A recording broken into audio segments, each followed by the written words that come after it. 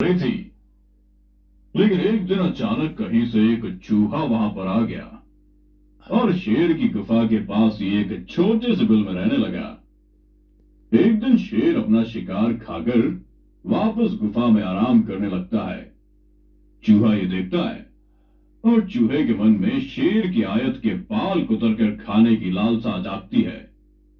वो धीरे से बिल से निकलता है और शेर के पास जाता है और कोई आवाज किए बिना शेर की आयत के बाल कुतरता है और मजे से खाता है।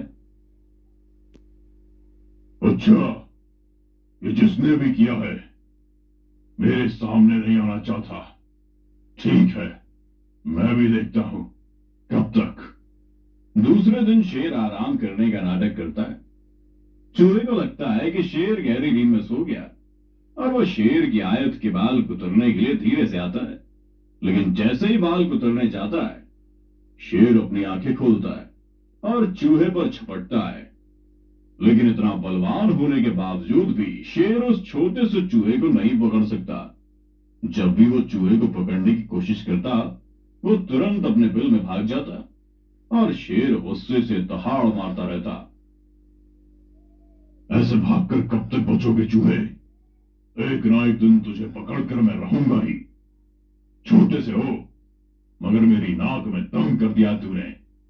लेकिन शेर रोज ये बोलकर आराम करने लगता और चूहा बिल से बाहर आकर उसकी आयत के बाल कुतर देता।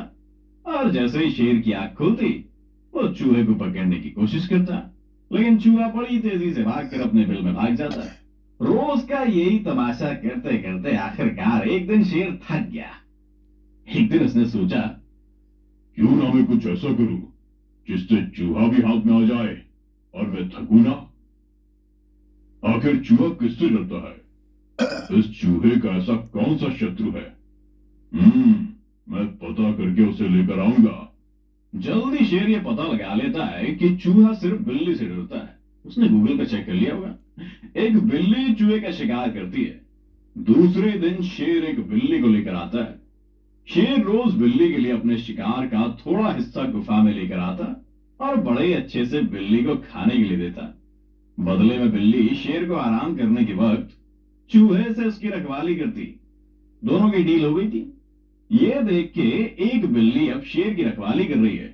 बेचारा चूहा डर के मारे बिल में रहता और बाहर ही नहीं आता। शेर भी अब चैन से आराम करने लगा और बिल्ली भी शेर का लाया मांस खाकर तंदुरुस्त होने लगी। इधर चूहा जान जाने के डर से बाहर ही नहीं आता था।